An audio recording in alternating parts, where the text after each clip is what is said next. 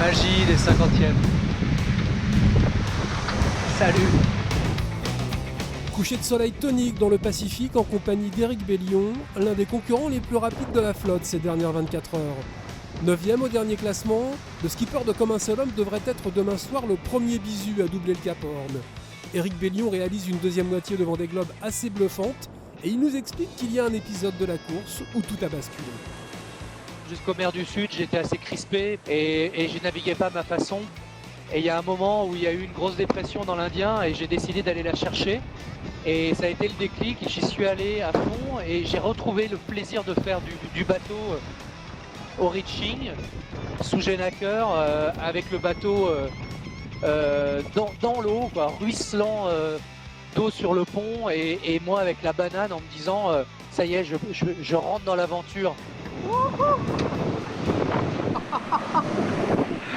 Éric Bellion possède un peu plus de 80 000 d'avance sur Conrad Coleman. Le néo-zélandais, autre révélation de ce Vendée Globe, a repris quelques couleurs après avoir vécu des moments difficiles. J'ai été durement frappé par d'énormes tempêtes. Des dépressions très violentes. Mes deux voiles les plus précieuses ont été laminées, déchirées dans cette folie, qui a failli emporter le mât aussi. Comme vous pouvez le voir, on est toujours là, le mât est là, l'essentiel est sauvé et je navigue avec le petit phoque, content d'être encore dans la course. Aux avant-postes, les conditions météo sont toujours compliquées pour Armel Lecléache et Alex Thompson.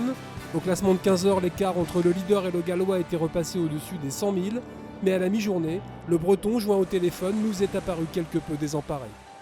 Il n'y a rien de simple, là on est vraiment dans une situation vraiment anormale, c'est assez étonnant. On avait un peu la limite de mes compétences du météo, mais c'est sûr que ça ne facilite pas la tâche. Mais bon, voilà, c'est plus mentalement que les choses ne sont pas faciles à vivre toujours, parce que à partir de lumière notamment, au début du côté noir quand je pensais avoir des sorties, mais bon, pas vraiment finalement. Plutôt tout savoir pour Alex, c'est un petit peu dur à avaler, parce que bon, voilà, on pensait avoir chacun son lot de freiner, et puis bon, ça n'a pas été le cas, mais c'est comme ça.